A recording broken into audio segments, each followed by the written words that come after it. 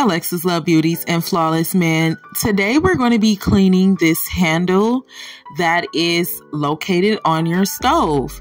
You will need a towel and also a butter knife. These are my two gadgets that I use to clean this area on the stove. As you can see, I did take the butter knife and I pushed the towel down into it.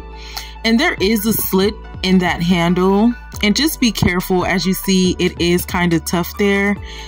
I rubbed my finger across the bottom so you can see that I was able to get all of that food from out of there. There is so much food that piles up right there in that handle.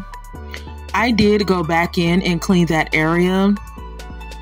As you'll see, I also go through the bottom, and I'm trying to do this with one hand, so it is pretty tough.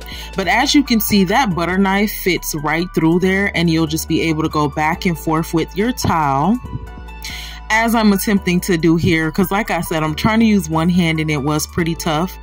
I do like to rub up against the back part of the stove as well. And it's simple. You'll just do this until you get it clean. Also, underneath that handle, a lot of germs are under there as well. So I do like to clean under there. And if there is any food, I will take my butter knife under there as well. As you can see, it is pretty clean, just very simple.